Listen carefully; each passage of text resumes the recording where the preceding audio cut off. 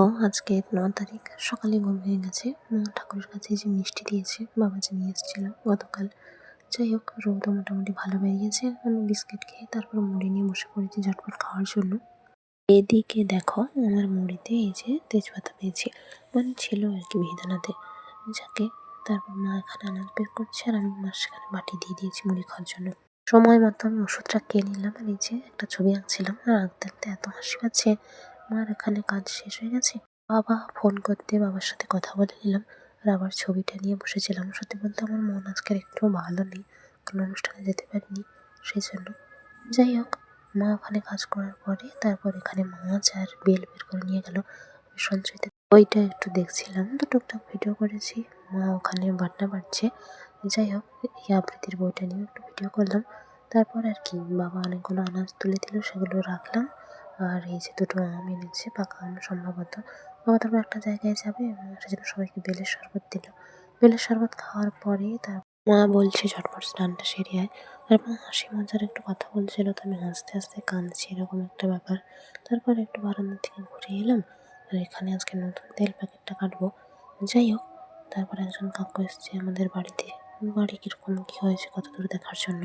আবার কোথায় নাকি প্রেম নিয়ে কিসব ব্যাপার হয়েছে, পুলিশ এসছে এসব বলছিল। আমি সেই সুযোগে গল্প শুনতে শুনতে তেল মেখে নিয়ে স্নান করে চলে এলাম ঝটপট। তারপর ঠাকুরকে ফুল দেবো দিলাম আর বাবা পরে ফুল দিয়ে দিই। আমি সেই ফাঁকে টুকটাক ছবি তুলেছি। মা ওখানে একটু কাজ করছিল, তারপর ভাত বেড়েছে, বলছিল ঝটপট খেতে আয়। তারপর আমার খাওয়া শেষ হয়ে যেতে আমি সব কিছু ধুয়ে রেখে চুপচাপ গিয়ে বসেছিলাম, কাঁদছিলাম। কারণ বাবা আবার বলল যে বাবার সময় ভুল বলছে আর বাবার এই সময় ভুল বোঝার জন্য আজকে অনুষ্ঠানে যাওয়া হলো না। যাই হোক বাবা তারপর কি সার বিষ বাগানে দেবে, সেখানে কিছু জিনিস দিয়ে এসে আবার এখানে এই যে ঝড়াটা নিতে এসছে, এটা এবার নিয়ে চলে যাবে। আর মা এই জামরুলগুলো বের করছে সবার খাওয়ার জন্য। আমি দোলনায় একটু সময় বসেছিলাম, সত্যি বলতে মন মেজাজ তেমন একটু ভালো ছিল না। মা এই যে বেশ কিছু ফুল নিয়ে যাচ্ছে আমাকে দেখালো।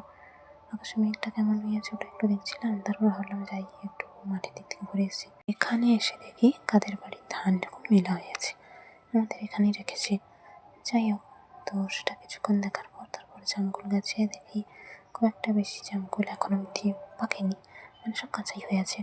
ফুলগুলো প্রায় সুন্দর হয়ে ফুটে গেছে, সেগুলো দেখছিলাম।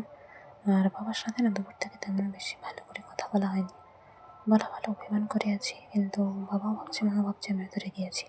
যাই হোক তারপর বাবা তো চলে গেছে ঘরে, আমি সেখানে একা ঘুরছিলাম। তারপর দেখি দুজন পিসিমণি এসছে, তাদের বাড়ির ধান নিয়ে যাচ্ছে বাড়িতে। আর আমাকে এই যে ঠাকুরমশাই বলছিল মোবাইলের রিংটোনটা খুলে দেওয়ার কথা, মানে রাখবে না রিংটোন, কিন্তু আমি তো সেটাই পারি না, বারণ করে দিলাম সেজন্য।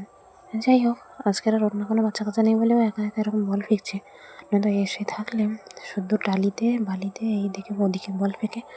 যাকে মা তারপর সন্ধ্যা দিয়ে গেল, আমি দেখছিলাম ওই যে লেবুর আচারটা, ওটাই আজকে ধুনোও দিয়েছে। আমি টুকটাক ভিডিও করেছি আর এদিকে বাবা বসে বসে জামরুল খাচ্ছিল, তখন খাইনি। সন্ধেবেলা তারপর মুড়ি খাওয়া হয়েছে, দাদাকে ফোন করছিলাম অনুষ্ঠান পরে জিজ্ঞেস করবো বলে কেমন হলো কি এবার, কই দেখলাম ফোনটা ধরলো না। যাই হোক রবীন্দ্রনাথ ঠাকুরের একটা ছবি আজকে স্ট্যাটাস দিয়েছিলাম সকাল থেকে, আর এমন এমন জন দেখেছে হোয়াটসঅ্যাপে, আমি যেটা বিশ্বাসই করতে পারিনি। যাই হোক ওষুধ খাওয়া দাওয়া করে বাবা বাড়ি আসতে তারপরে যে ভাত বেড়েছে আর একজন কাকু এসেছিলো, তো বোন আর বোনের বর এসছে প্রথম বাপের বাড়ি, তো মানে বোন বাপের বাড়ি এসছে, তার বর শ্বশুর বাড়ি, সেই জন্য মিষ্টি দিয়ে গেল। যাই হোক তারপর খাওয়া দাওয়া শেষ করে নিয়ে টুকটাক পড়ছিলাম। তারপর এখানে রান্নাঘরে এসে জল খেতে এরকম ঢং করে ছবি তুলছি। পলিথিনটা পুরোটা চাপানো হয়ে আছে, ফুলগুলো প্রায় সুন্দর হয়ে ফুটে গেছে।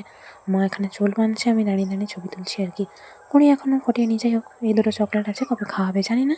বাবার ঠান্ডা লাগছে বলছে, পার ধারে বেডশিটটা রেখেছি। চলো ঘুমিয়ে যাই আজকের মতো, টাটা।